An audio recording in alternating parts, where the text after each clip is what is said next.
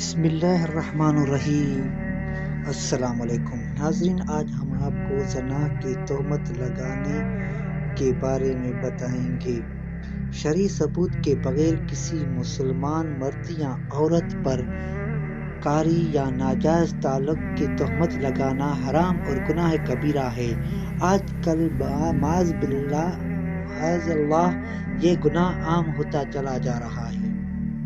شرعی ثبوت کے بغیر کسی مسلمان مرد یا عورت پر بدکاری یا ناجائز تعلق کے تہمت لگانا حرام اور گناہ کبیرہ ہے۔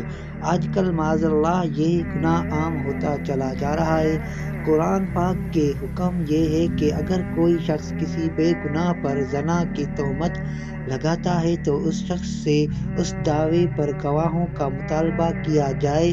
اگر وہ گواہوں پیش نہ کر سکے تو اسے حد قذف لگائی جائے گی، یعنی اس کوڑے مارے جائیں گے۔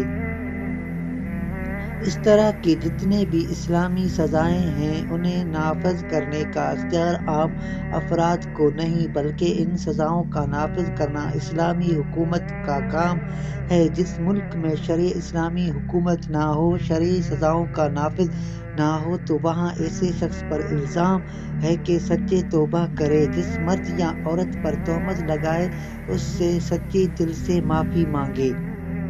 جس طرح زنا کا جھوٹے الزام لگانے کی بات کو عام کیا تھا، اس طرح اس معاملے میں خود کو جھوٹا ہونے کا اعلان کرے۔ اگر وہ شخص اپنی غلطی اور گناہ پر شرمندہ نہ ہوا، علانیہ توبہ نہ کرے، جن پر الزام لگایا ان سے معافی نہ مانگے، تو ایسے شخص سے تعلقات کو ختم کر لیا جائے کہ قرآن و سنت میں یہ حکم موجود ہے۔ فاسق، فاجر، کبیرہ گناہ کرنے والے افراد کے ساتھ نشست و برخاست نہ رکھے جائے تاکہ انہیں نصیحت ہو اور وہ آئندہ ایسی گناہ ارتکاب سے بچے۔ تہمت زنا کی مذمت قرآن کی روشنی میں۔ تک وہ عیب لگاتے ہیں بھولے بھالے پاک دامن ایمان والوں کو ان پر لعنت ہے دنیا اور آخرت میں، اور ان کے لیے بڑا عذاب ہے۔ اب تک کے لیے اتنا۔ ہمارے چینل کو سبسکرائب کریں، لائک کریں، بیل آئیکن کو ضرور کلک کریں۔ ملتے ہیں اگلے اچھے ویڈیو میں، ہمیں دے اجازت۔